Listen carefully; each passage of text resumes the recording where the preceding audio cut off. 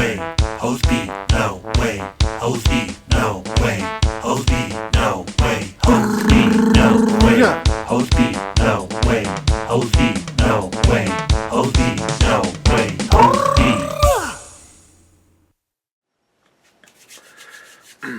Hello, Jacko Knight here. Well, I just got done watching WWE Extreme Rules 2016, and I'm going to give you my review on it.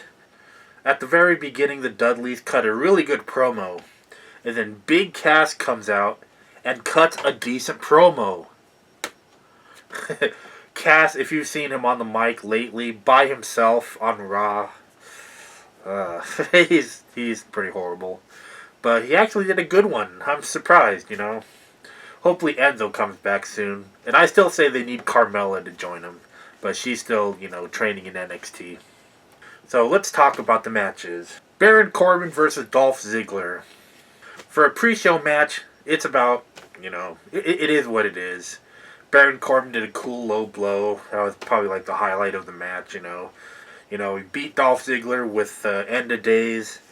Glad that Corbin won. Let's find Baron Corbin a different opponent, because I'm tired of seeing both of those wrestle. We have the Usos versus the Club. And the Club, Luke Gallows and Karl Anderson win. It's about time, because they keep losing to the Usos. The fucking Usos suck. Gallows and Anderson, they're not too bad, you know. Since they've been on the main roster, they're doing alright. And then we have the Tag Team Champion match. The Vaudevillians versus New Day. New Day retains, you know. Wasn't too bad of a match.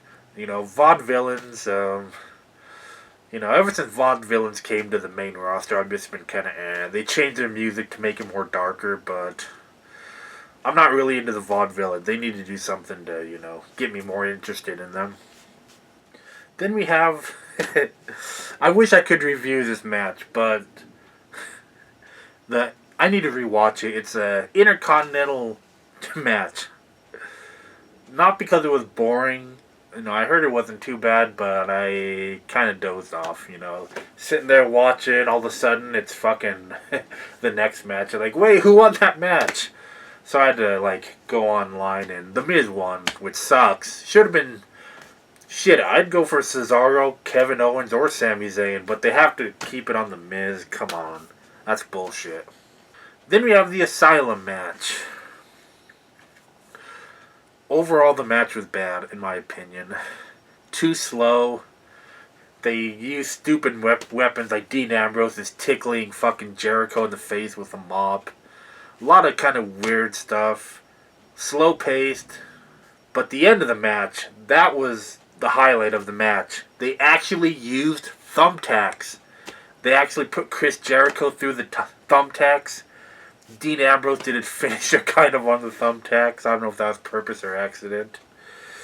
They actually used thumbtacks in a PG era. Good job, WWE. There's even blood, you know, on Chris Jericho. Of course, they had the doctors, but that was cool that they actually did that. I did not see that coming at all. Good for you, WWE, but the rest of the match was boring shit. Then there was Natalya versus Charlotte for the Women's Championship match.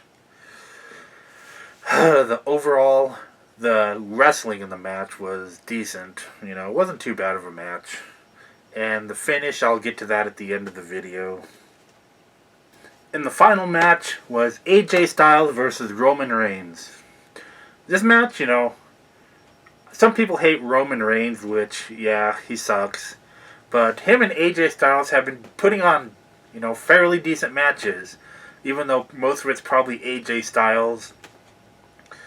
But this match, you know, went back and forth. Fuck the Usos, they fucking interfered. Of course, the Club interfered. That was to be expected.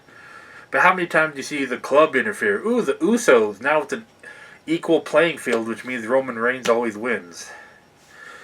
I'm tired of seeing Roman Reigns be the champion. But, at the very end, Seth Rollins comes back and gives Roman Reigns a pedigree. Awesome moment. Nice to see Seth Rollins back. See what he has to say on Raw, you know. So overall, the pay-per-view was alright. I mean, Baron Corbin could be a throwaway match. Vaudevillians New Day didn't care much about. The Club and the Usos, we've seen that every fucking week on Raw and SmackDown. I missed the Intercontinental Champion match. I'll have to rewatch that. Women's title, okay, whatever. It is what it is. Chris Jericho, Dean Ambrose. One awesome spot, but the rest of the match was kind of bland in my opinion. And the main event was decent. So overall, this pay-per-view was freaking awesome. Do you know why? Guess what? And you know what I'm talking about. The women's title match. When I saw someone dressed up as Ric Flair, I'm like, no, what the fuck? Why would I cheer this? Until they turned around. Dana Brooke! I didn't think she was even booked on this pay-per-view. She made an appearance. Dana Brooke! Oh, Dana! Hell yeah, dude. So it looks like since Emma's injured, they're going to just do the same angle with Charlotte and Emma. Or Charlotte, Emma. I can't think right because I got Dana Brooke on the mind. Yeah, they're going to have like Charlotte and Dana Brooke. Whatever. As long as we get to see Dana Brooke because she is a wrestling goddess. She pats people on the head like, yeah. I wish she would have done that to Natalya. I mean, I would have marked out even more. Because when I saw Dana Brooke, I was fucking doing laps around the house going, Dana Brooke. The neighbors almost called the cops on me and shit, but, they just realize I do that kind of shit all the time. But Dana Brooke, the wrestling goddess, the perfect woman. Oh, Dana. I need to get some Dana Brooke like posters or something put in the back. But Dana Brooke saved this pay-per-view. I mean, it was a decent average, but Dana Brooke just escalated it through the roof, and now I rate this pay-per-view awesome because Dana Brooke made a surprise appearance no one saw. No one saw that. I mean, you actually thought Charlotte and Natalya were going to have a fair fight. Nope. They had a plan. And Charlotte and Ric Flair spent the money right. And it must have cost them a lot because Dana Brooke is worth every penny. Dana Brooke is a fucking goddess. I don't care what you guys say. You guys are hating on me because I like Dana Brooke. You think she looks like a man. You say, oh, she can't wrestle. Fuck you. Dana Brooke is the best. Go fuck yourselves. But anyways, that's all for this Extreme Rules review. Dana Brooke saved it.